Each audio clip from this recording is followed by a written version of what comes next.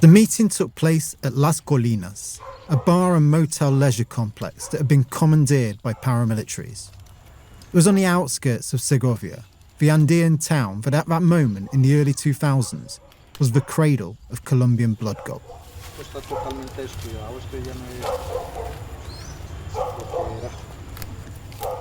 Years later, two of the former union leaders who were at that meeting, Leonel Carvalho and Guillermo Vélez, who we met last episode, took us up there.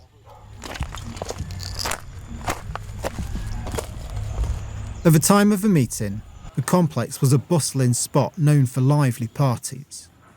But when we went there, it was a relic of a time long since past.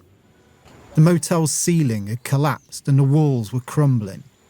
The floor was a mix of tall weeds and broken tiles. The remains of a flume jutted out over a malaria pit of algae and sludge that was once the pool. As we walked the grounds, they told us what happened that day. A day etched in their memories forever. Tenían centinelas en todos los alrededores, armados, armas largas, como si fuera un ejército. The paramilitaries had sentinels armed with long guns posted around the site, just like an army, Guillermo told us. Nos fueron requisando, entonces entramos acá por esta puerta y allá nos estaba esperando, estaba todo el... The guards passed them and the other union leaders down, then ushered them in, Leonel said. Inside, waiting at a table running across the dance floor, was a lineup of paramilitary commanders. Varios personajes de comandantes o comandantes de las autodefensas. Entre ellos, Macaco, que fue el que nos citó. Among them, Carlos Mario Jimenez, alias Macaco. Macaco was a drug trafficker and a warlord. He was pudgy, middle-aged, with a beefy, sagging face and a gruff beard. And, as Leonel and Guillermo described for us, he dominated the meeting. Lo primero que dicen es, nosotros somos el Bloque Central Bolívar. We are the Central Bolívar bloc, Macaco began, identifying his paramilitary faction within the AUC, or United Self-Defense Forces of Colombia, which had taken over Segovia in the months prior. Los hemos citado, pero si ustedes le han dicho algo a la policía o al ejército y aquí aparece uno de ellos, ustedes se mueren. We've called you here, but if anyone tells the police or the army about this, then you'll die, he said. Todo el mundo tiene que colaborar y el que no quiera, nosotros nos las arreglamos con él. If anyone goes to report us to the Attorney General's office, we'll know. We have our people there who'll tell us, and we'll fix them. It was a chilling message, but it was what he said next that hit the hardest. Y nos dijeron que ya ellos habían hecho unos acuerdos con la administración porque ellos necesitaban financiarse. The union had just held an assembly for the workers and pensioners of their company, Frontino Gold Mines. There, they'd all voted to take control of the company for themselves. However, Macaco told them the paramilitaries had come to their own agreement with the Frontino management. The union was not to interfere in this process, he said. If they didn't keep quiet and relinquish their claim on the company, then they'd have to fix them as well. The message was clear. Frontino, which had been the social and economic heart of Segovia for 150 years, would soon belong to them.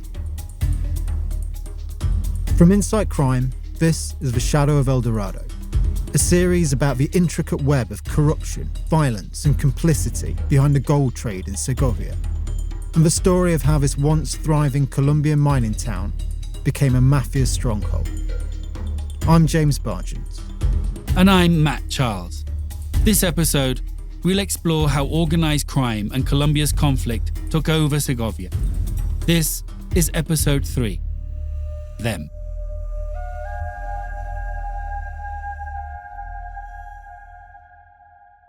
The paramilitaries had first announced to the world that Segovia was theirs long before the meeting at Las Colinas, years even before Macaco had entered Colombia's war. It was a Friday afternoon. The day's work was done, and the town's miners were packing into the bars, billiard halls and brothels to begin the weekend. But then, the power went down, and the phones went dead. A convoy of pickup trucks rolled into town. They were filled with heavily armed men, many in military fatigues that bore no insignia.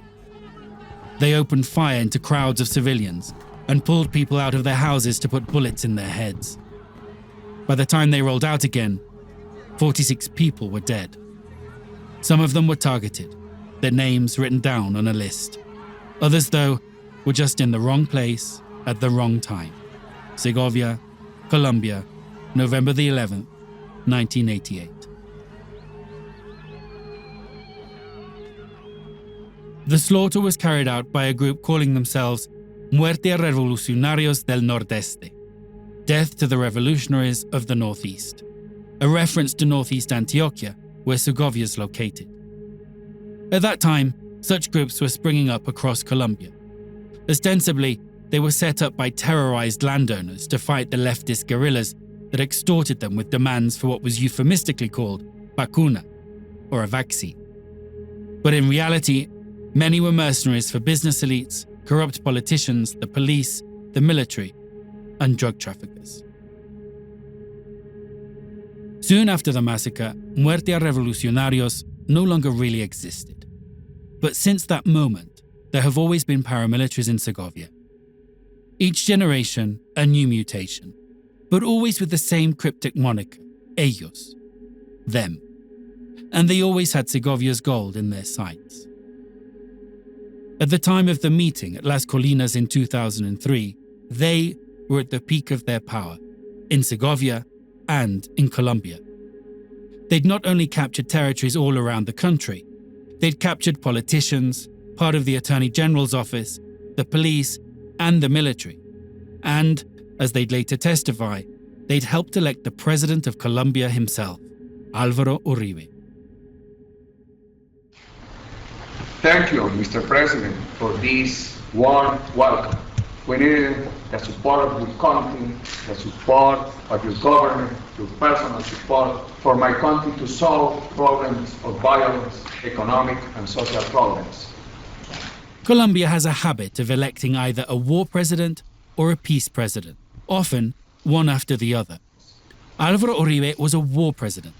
He was elected in 2002 on the promise of taking the fight to the guerrillas, who by that point had been trying to topple the state for 40 years. Mr. President, welcome to the Oval Office. It is my honor to welcome this good man, this friend of freedom to the Oval Office.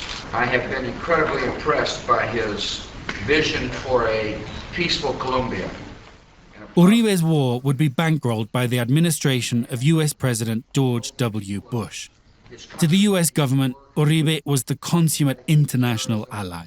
He was one of Bush's most prominent supporters in his global war on terror, adapting its rhetoric for his own civil conflict with Marxist insurgents. And he was a fervent missionary for the US's economic vision of unleashed markets and frictionless trade. So enamored were the Americans with Uribe, they paid little attention to the disquieting intelligence reports that they'd received for years about his alleged ties to drug trafficking. And, as diplomatic cables later revealed, they dismissed his connections to paramilitaries while he was governor of Antioquia, as something that goes with the job. Within months of taking office, Uribe announced a policy that would become one of his most important and controversial legacies: peace negotiations with the paramilitaries. From the beginning, it was a strange setup. The paramilitaries were government proxies, and Uribe, as far as they were concerned, was their guy.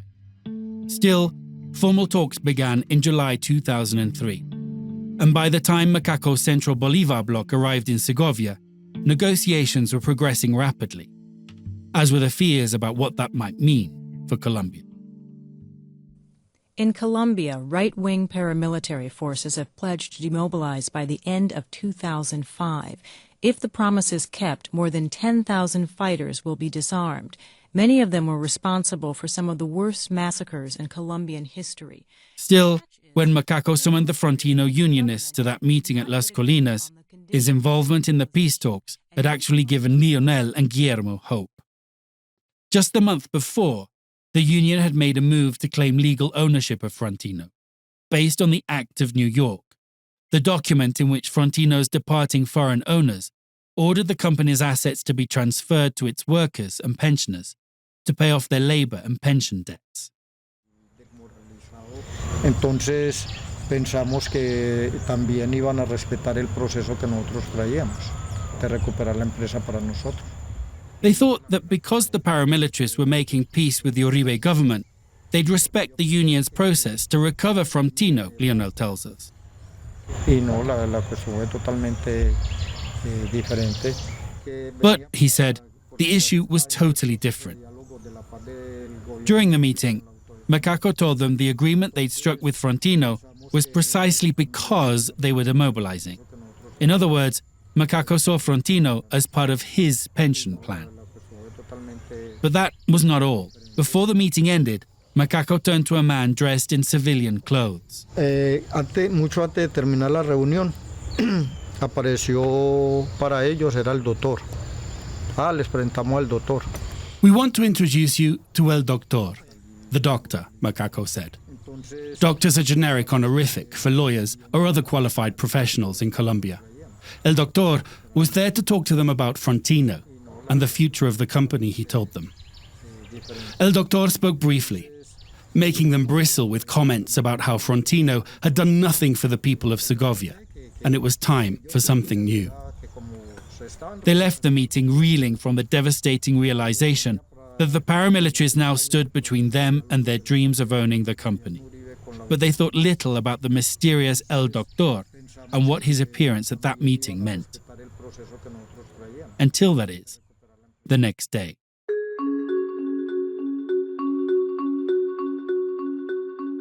Lionel and Guillermo were called to a union meeting at the mechanical workshop. There, they were introduced to Raúl Lalinde. Lalinde, they were told, was one of a team of special advisors sent to represent President Uribe in the matter of Frontino Gold Mines. Lionel recognized him straight away. It was El Doctor, the same man Macaco had introduced them to at the motel. Suddenly, they understood.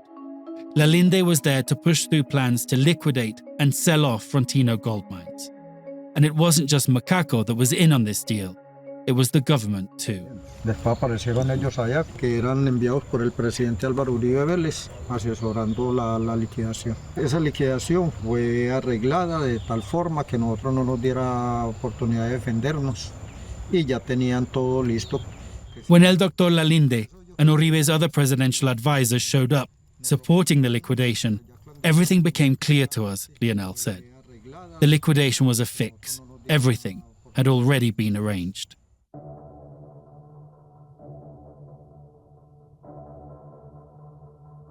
As the peace process progressed, Frontino was placed into liquidation, almost exactly a year after the meeting at Las Colinas in 2003. And Macaco checked on what he believed was his investment. At one point, he led a small convoy of trucks to the gate of Providencia, Frontino's most lucrative mine. "Let us in," Macaco told the guard. "I want to see what I'm going to buy." Startled but resolute, the guard asked if he had a permit to enter. And after Macaco told him he didn't, the guard held his ground. No permit, no entry. One person who was there that day told us that Macaco smiled. "Good man," he said to the guard. "When I run this place, you can work for me." And then he left. A month later, Macaco demobilized along with almost 2,000 of his men, handing the government 1,200 rifles, 500 grenades, 13 rockets and 2 helicopters, each fitted with a 50mm machine gun.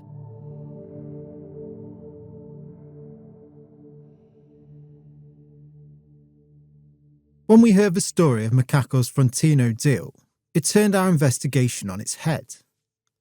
Until that point, we'd looked at mining in Segovia as two separate worlds. There were the big mines run by the big companies, first Frontino, then later Gran Colombia Gold, now known as Aris Mining. Controversial, definitely. Exploitative, quite possibly. But legal and regulated. Then there were the informal miners, who were the economic and social heart of the town, but existed in the unregulated grey area that had been filled by mining mafias and armed groups like Macaco's paramilitary army. With Macaco's deal, though, those two worlds began to merge in one, and our concept of blood gold began to expand. We realised it was not only gold extracted from informal mines that was tainted by conflict, corruption and criminality, but also the gold produced by major corporations. But that story left us with a lot of questions. What was Macaco's Frontino deal exactly? And what became of it? What was his relationship to Lalinde? And did President Uribe know what was happening here? In search of some answers, we tracked down a former Frontino general manager. Fresquito entonces, tinto no fresco sí. No, yo estoy bien, gracias. Aguardiente pues. Mario Piedrahita lives in a neat middle-class house in a quiet middle-class suburb in the city of Medellin. It looked like he'd left Segovia far behind. He had a little yapping dog and a prim wife who happily chatted with us about Christmas holidays and family visits. Buenas. ¿Cómo le va? Ay, mucho gusto. Marisa, mucho gusto. Marisa. Ay. But Mario is of the same breed as the old Unionists, Leonel Carvalho and Guillermo Birles. He's one of the Frontino men, and he had not left Segovia or Frontino behind. They were right there in his back room, packed into cardboard boxes.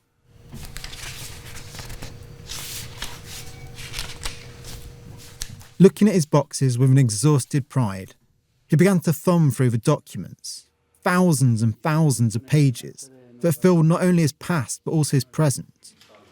Mario has the gaunt look and wiry frame of a man who's seen too much of life, but his eyes lit up with the thrill of a righteous fight when he talked about Frontino.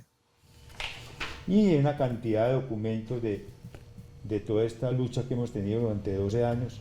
Hay de todo. Hay amenazas, hay documentos importantes, hay otros que no son muy importantes. He showed us the files that explain why he has the Frontino boxes in the first place.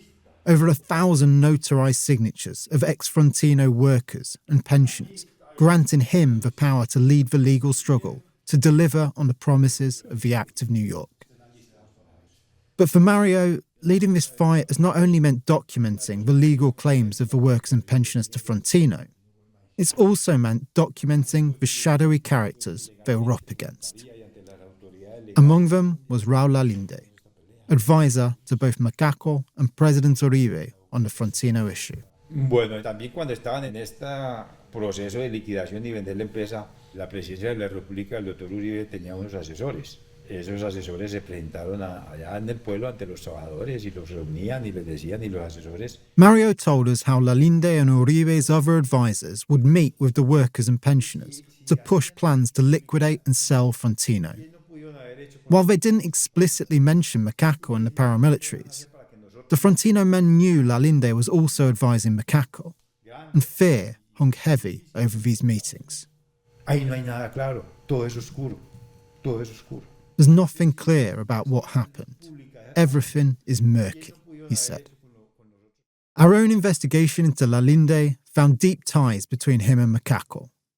We uncovered evidence that he'd been a frontman for businesses tied to Macaco, that he'd acted as an intermediary in dealings between politicians and Macaco's paramilitaries, and that he'd been charged with crimes related to the forcible displacement in a case involving land stolen by Macaco's paramilitary bloc.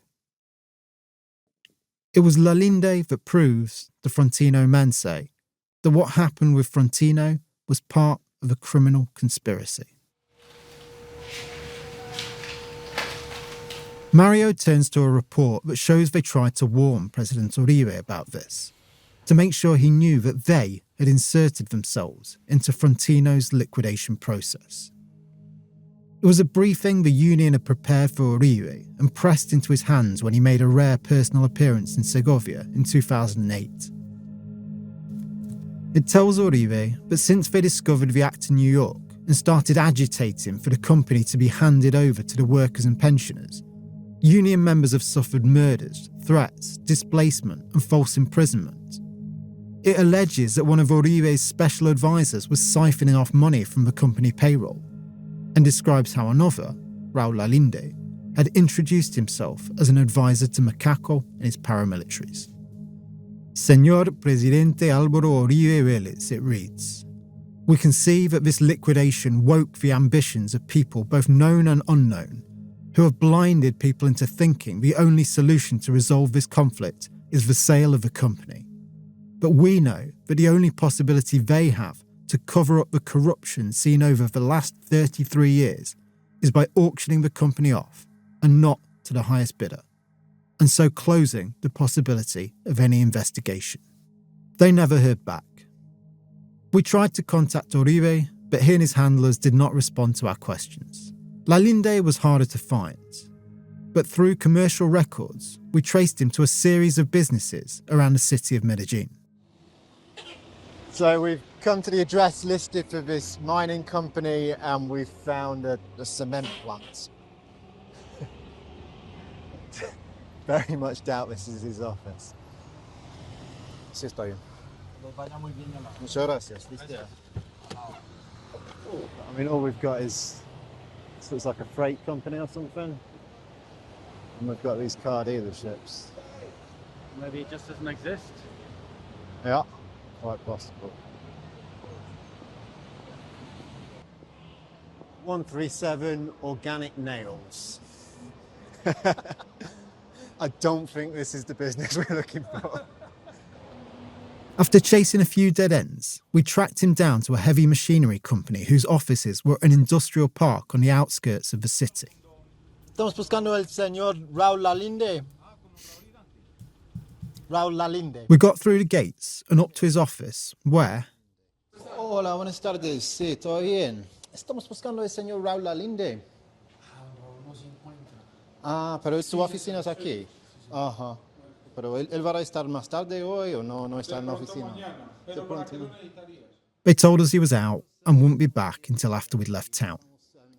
We left him a handwritten note, and that was enough to get a phone call from his lawyer, who we sent a detailed list of questions. But we got no answers in return.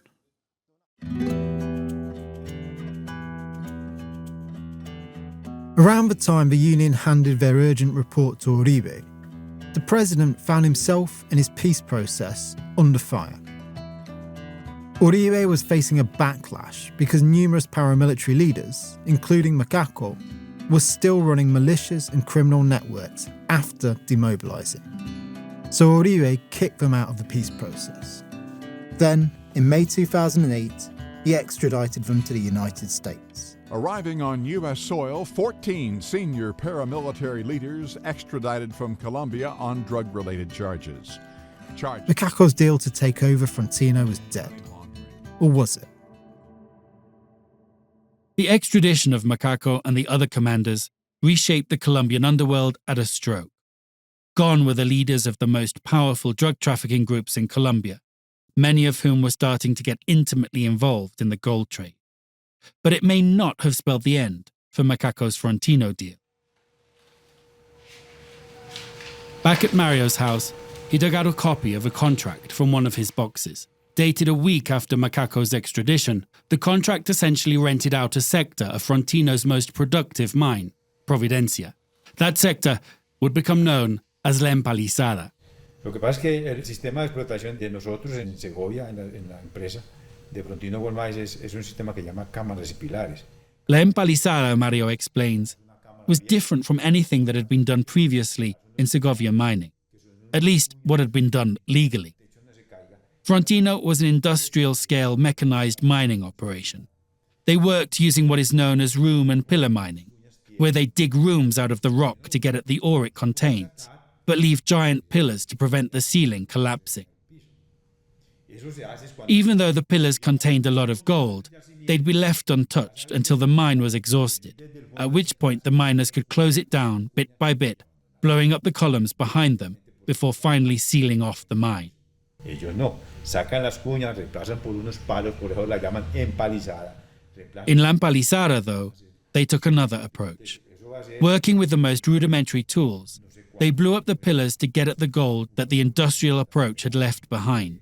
and replaced the rock columns with wooden planks.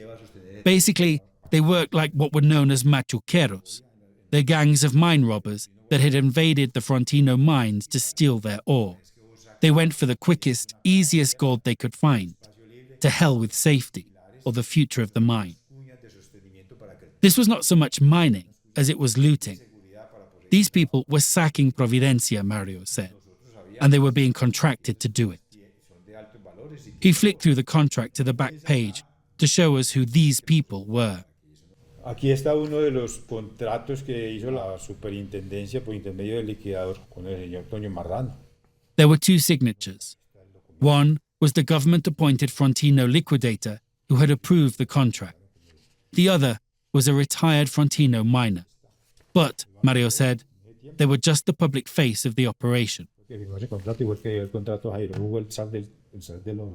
The real power behind La Empalizada was Jairo Hugo Escobar, a man who would go on to be known as the Gold Tsar of Segovia. He was a business partner of Macaco and his paramilitaries. He was even identified in some reports as the inheritor of Macaco's mining titles. Many in Segovia point to this as evidence that the Frontino mines ended up in Macaco's hands after all. But the story we uncovered after obtaining witness testimonies given to police, prosecutors, and in court, though, painted a more complex and opportunistic picture. Jairo Hugo had worked with Macaco's paramilitaries as a local-level drug trafficker and financed machuquero operations. The La Empalizada contract came about not because of Macaco's negotiations with Frontino, but because when his machuqueros tunneled right into the main fronts of Providencia, instead of burning down their operation, the government-appointed liquidator made a deal to legalize it. That deal not only made those involved very rich very quickly, it also established a new model for the Frontino mines. A model based not on modern technical mining, but on the practices of small-scale informal miners and of the very same machuqueros that had been stealing from the mines. Afterwards, the Frontino mines were carved up and rented out to mining operations working in this way. From this point on, Frontino and later Gran Colombia were more rent collectors than mining companies. And among their contractors were more shadowy characters with connections to machuqueros, to the paramilitaries, and to Macaco.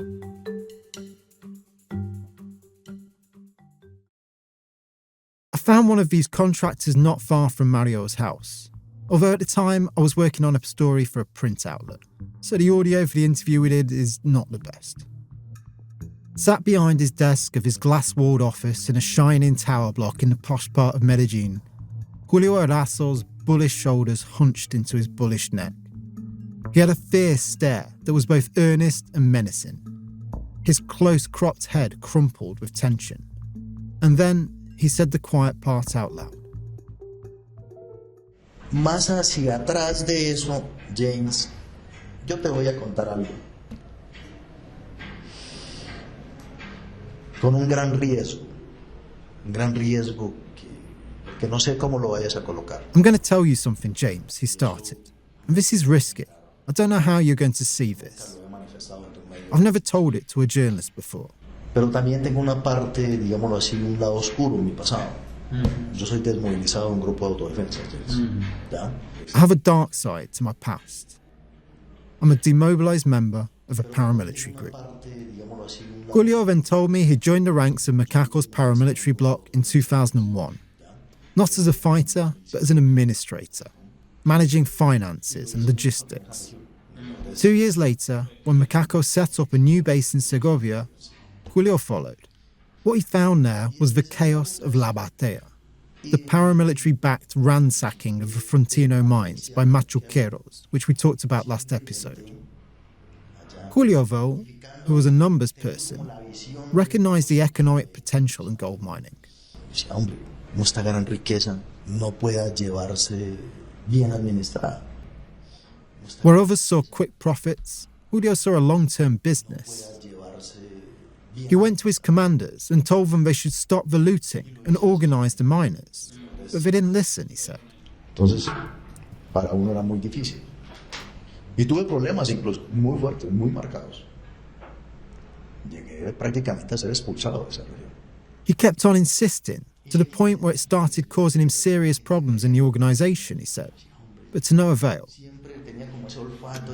After demobilising with Macaco in Segovia in 2005, he struck out on his own. At least that's the story he told me. Soon, Julio caught wind of the Frontino contracts. As some were going to retired miners, he partnered with a Frontino pensioner, he said, and in 2008 they landed their first contract. He recruited for his team the same people who'd been sacking the mines under the protection of the paramilitaries, the machuqueros. Entonces los tengo vinculados ahí, les doy lo que les gusta a ellos. Les defiendo lo que les gusta a ellos. He convinced them to work with him, he said, because he understood them.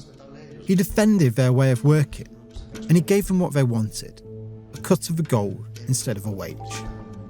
But he still had to clear his new business with his old AUC comrades. Many of them had lingered in the area after the demobilisation, and they'd formed a new iteration of them. They'd shed their counter-insurgent facade and were now interested in just one thing: money. Pero nosotros paralelamente, así como hemos crecido, siempre tuvimos, James, digámoslo así, un karma cargando encima. Y era el estar sometidos a un modelo extorsionario. It was karma, Julio said. He was able to stay in 2008 because there were still paramilitary commanders that he knew. But, he stresses, his position was the same as anyone else, just a normal citizen. Te quedas, pero igual, ya sabes cómo es el sistema. Hagas extorsión. Hagas tu vacuna. They said to him, okay, you can stay, but you know how this system works. You paid the vacuna, the vaccination, employing the same term the guerrillas used to refer to their extortion of landowners. Even though he just had a short-term contract for a tiny corner in a bad sector of the mine, Julio went in with the intention of doing things right, he said. Unlike the other contractors, who had the idea of simply grabbing as much gold as they could get, however they could get it. Throughout our conversation, Julio had a sincerity about him, an earnestness beyond that air of latent menace that accompanies most conversations with current or ex-criminals. He painted his story as one of redemption, of crossing from the underworld to the legal world, and bringing a group of illegal miners with him. But he also knew this would never be a simple story to sell.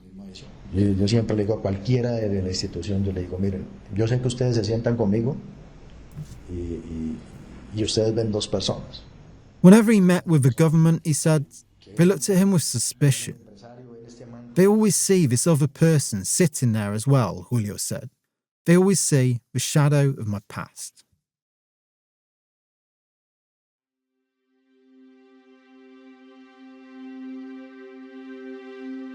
When I met Julio, I didn't know about the Frontino story, at least not about Macaco and his deal, about the presidential paramilitary advisor, El Doctor Lalinde, and about La Empalizada, the contract handed out to a mobster and his machuqueros that marked a massive shift from long-term mining to short-term plunder. So I didn't ask him a lot of questions that I would have had we talked again later, like why his commanders would have rejected his plans to get into legal mining in Frontino.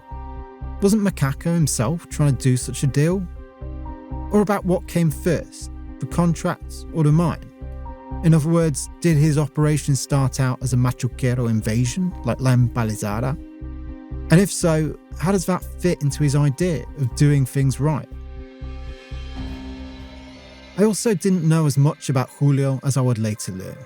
So I didn't ask him why, if he was such a nobody in the paramilitaries, he would be at Macaco's side on foreign trips for delegations of top paramilitaries, or act as Macaco's spokesperson, representing his political front after the demobilisation, or why he would still be working for Macaco just months before getting his first Frontino contract, or about the rumours in Segovia that he's Macaco's in-law, a relative of his ex-wife. We tried to contact Julio many times after I did that first interview with him. On the last occasion, I sent him all of those questions, and a few more. He never responded. For all our lingering questions, though, we found no concrete evidence to tie Julio or his mining business to Macaco today. Nor could we trace any direct connections between Macaco and La Empalizada and the other Frontino contracts. But while the contractors might not have inherited Macaco's Frontino deal, they did inherit a world it left behind. A world where the differences between legal and illegal mining and between legitimate business and organised crime had been rendered all but meaningless, and where the riches of Frontino were fair game for anyone cutthroat enough to play for them. And while Macaco didn't end up buying the Frontino mines, those mines would soon be sold, and the new owners did have close connections to another major player in the Frontino drama, Colombia's then president, Álvaro Uribe. That's next time on The Shadow of El Dorado. This series was the product of 8 years of investigation and on-the-ground fieldwork. This sort of work can be slow and painstaking, and it can be dangerous. It can also be expensive. If you want to help Insight Crime continue to produce in-depth investigations and analysis of organised crime, you can make a donation at insightcrime.org. If you want to dive deeper into the story of Segovia and blood gold in Colombia, head to our website at insightcrime.org. There you can see videos and photos of the scenes described in interviews with key characters, explore documents laying out the paper trail we uncovered during our investigation, and delve deeper into some of the stories and people mentioned in this podcast. The Shadow of El Dorado is an Insight Crime podcast produced with La No Ficción. It was reported and written by me, James Bargent, and produced by Matt Charles. Script editing was by Stephen Dudley and Tatiana Lozano with the help of Elisa Roldan. Stephen and Elisa are the executive producers of the series. Sound design and editing for this episode by Jairo Pineda, and our graphic designer is Isabella Soto. Fact-checking for this episode was done by Alejandra Rodriguez. Additional research for this episode by Anastasia Austin.